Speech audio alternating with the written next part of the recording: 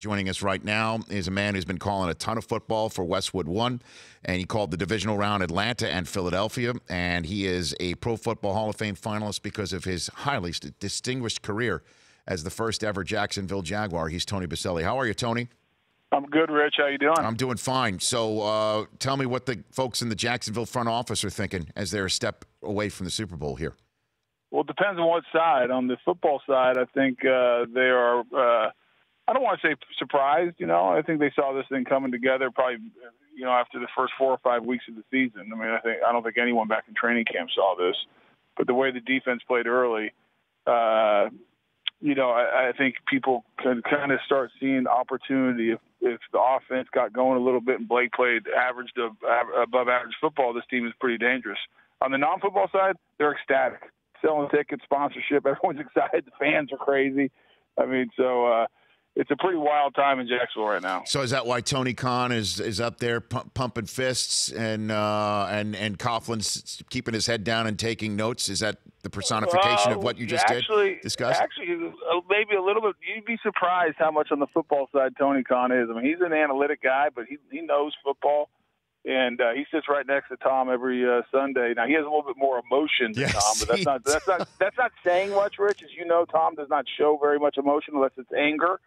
So the double fist pump is safe for Tony Khan. But Tony's he's a good football guy. I mean, he is. I give him credit. He does a lot of homework and watches a lot of tape, and then applies the analytics to it. Fantastic. Well, so then let's get. So what has Coughlin brought to this equation? Because we're going to hear more and more of his name this week, especially because of Coughlin's success against the Patriots when he was the HC of the NYG. Yep. What has he truly brought to this equation? It's hard to say like there's any one thing that's been the major difference. I think it's who he is, his presence, and kind of the weight that he has in the organization that he had before. When he kind of started the thing, had the most success in the history of the franchise. He leaves. And I think when he left, pretty quickly, people were like, man, we wish we'd have never got rid of him. I mean, he's kind of the architect of this entire thing. And the fact that he won 2 Super Bowls and then comes back with the reputation enhanced. It's just day one when he walked in as the head of all football operations, meaning anything that happens on the football side of the building, he signs off on. There was a very extreme increase and heightened of the accountability and the detail and the awareness that things are going to be done a certain way. And that's because of who Tom is. And so it's just his whole presence and what he brings to the organization changed everything. And Marrone, I guess, is just the extension of that, right? I mean, he's lockstep in that regard. Yeah, I think so. And you got to give credit to Doug. I mean, Doug's done a great job coaching and pulling the right, pushing the right buttons and pulling the right levers, and ultimately it's on him. I mean, Tom has his input, and Doug goes to Tom and asks questions. But at the end of the day, Doug's got to make those decisions, and I give him a lot of credit. I mean, he's done some really good things and some controversial things at times. I mean, he suspended Leonard Fournette in the middle of the season, their best offensive player, for missing a couple things, and I thought it was a good message to the entire team. I mean, he's made good decisions, the philosophy with Blake Bortles, and so they've pushed the right buttons so far, and you got to give them. And then also Dave Caldwell, who's gotten forgotten in this whole thing, the GM. He's the one who picked a lot of these guys, so. It's all three deserve a lot of credit. Tony Boselli joining me here on the Rich Eisen Show. And what about Bortles, man? I mean, can he be more consistent? I mean, I know that's such a thrown around phrase in the media about being consistent, which means don't stink, I guess. What seriously, like, so what Blake Bortles do you think is going to show up on Sunday, Tony? It's a great question. And I think, I'll put it a little bit on Nathaniel Hackett. And from this sense, Rich, when they're aggressive early and they come out throwing on early downs, if you look out through the whole season, when they do that, Blake plays better. I don't know why. He gets in a rhythm. There's confidence. He just plays better. And I think it's important. I think it's critical that they have to do that against the Patriots. They can't come out scared and tight. If they do, it's going to be a bad day. And then you live and die. You kind of live with what Blake brings you. Now, the one good thing, he's doing a much better job this year. He's not turning it over. Now, there's some throws that look ugly at times, but what he doesn't get credit for is the moxie he has to make plays when they need plays, whether it's with his legs or making a big throw. I just think he does so many things well to help this team win from a competitive standpoint that, he doesn't get any credit for it, but he's done a good job this year. Hey, I pounded the table on Monday after, taking a shot at him during game day morning on Saturday morning, which was an easy shot for me to take about how he'd been playing. He was terrific. I mean, he was finding third, fourth options on third down in Pittsburgh just when the game was getting tighter. He was terrific. He kept his head with he kept his head about him. He goes up top. Fourth quarter, he was terrific. Does he have a confidence problem, Tony? Some of the most confident people I've ever met on the planet are quarterbacks.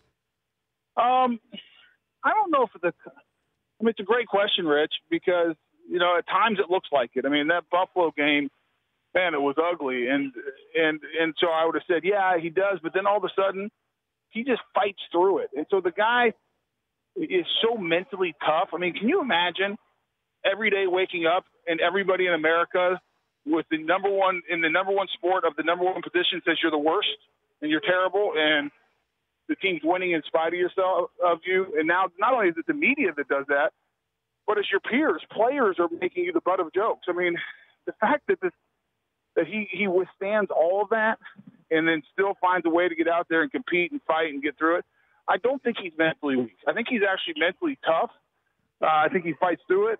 I just think at times things don't come real natural to him, and so it can look off a little bit at times. Tony Boselli here on the Rich Eisen Show, part of your Westwood One duties. You were in Philadelphia for the Eagles win. What did you take out of that from Philadelphia, where a lot of folks don't give him any chance because of Nick Foles and how he played down the stretch? I was one of them. What did you take out of that Eagles win, Tony, that makes you think they could actually win the next two and hoist Lombardi and have a parade that Eagles fans have been dreaming about for years? Yeah, I think, if you let's just talk about this week, the NFC Championship game. They are a completely different team when they play at home defensively. They're really dang good. One of the best. I mean, their numbers would say they're the best when they play at home. And so that unit's going to carry them, is going to have to carry them. And I thought they played a Falcon team that is more talented than they are. But as a Falcon team, that just some of the strategy and the play calling and everything else really worked into the Eagles' favor. And so I think it's a situation where you have a Minnesota team coming in with Case Keenum, who's had a great year, but they're also a defensive team, and that's what they're going to, that's kind of their bread and butter. So I think it's going to be one of those games. It's going to be back and forth, a turnover. Whatever quarterback does not turn the ball over will probably win. But I like the Eagles a little bit just because of how much better they do play at home, and have that home field advantage. I think does really matter. And obviously the Super Bowl's a big weekend for you, potentially, Tony. I mean, we've had this conversation knocking on the door of Canton. I mean, do you hear what people say about your candidacy? I mean, how do you approach something that you flat out cannot control and something I'm sure you want? I try not to worry about it because I can't control it, and I do not call around and try to politic. I mean, it's just not. I won't do that. I don't think it's right. I shouldn't say it's not. It's not a right or wrong thing. It's just not who I am and what I want to do. And I just gotta sit back and take it in and enjoy it. And if it happens, it'll be amazing. And I don't even know what I'll feel because it'll be one of the biggest things that's ever happened to me around football, or the biggest. So we'll kind of take it as it comes. But it'll be a stressful Saturday for sure. But we'll see what happens. Hopefully, Rich, you guys do a lot of stuff around it, and you guys do the NFL Hall of Fame shows, and you guys talk about it. There's 15 guys on that list. I'll look at the other 14. I can make a case for every one of those guys to be in the Hall of Fame. It's a tough decision, so you just got to sit back and let the process kind of go about it and see what happens. Who's the writer in the room pounding the table for you? The Jacksonville guy is Sam Kavar, so he's a local TV guy. That's been a part of it for 22 years, and so he'll do a good job. And I've had some other people in that room call me and tell me, hey, we're for you, and we think you deserve to be in there. So we'll find out. We'll see what happens. Do you think that the same way that everybody views Jacksonville not having a chance this weekend, or Jacksonville never having a chance, is part of the reason why you're not in the Hall of Fame yet? Well, obviously the length of my career, and Terrell Davis getting in last year, I think helps. That I think I played actually a few more games than he did. Rich, it doesn't help. I mean, listen, Jacksonville's the easy target for a lot of people in the national media, either to take shots at or forget about. And I think we're kidding ourselves. And it's not just Jacksonville. That is, that the small markets and the guys who play on those small market teams maybe have to do a little bit extra to get the same notoriety that the guys in the big markets do. That's okay. It is what it is. I mean, it's not about being right or wrong or fair or not fair. As I tell my kids, if you're looking for fairness, stop, because it's not how it works. It just is. That's how the system works, and that's how I think we're all programmed. I mean, the big markets get more attention. Heck, they get more attention than mine outside of the team I follow and I'm a part of in the Jaguars. So it probably doesn't help me, but I don't worry about that. I think the guys in that room, there's 48 guys in that room. I think they do a good job, and almost to a man. I think it really is important to them, and they do their homework, and they have a tough job, but I think they'll do a good job. Last one for you, Tony Boselli. How do you think Darnold's going to do at the next level? What do you think? Well, that's a great question. His competitiveness and his toughness and his leadership, moxie, and he makes big plays and makes big throws in tough moments. And so I love that about him. I worry about some of the mechanics of, how he does things. It's not the cleanest look. And so I do worry about that. And because it's so hard at the next level, and you have to, the fundamentals and your mechanics matter a lot. I'm not an expert in it, but that's my one concern if I was scouting him. Can he clean those things up?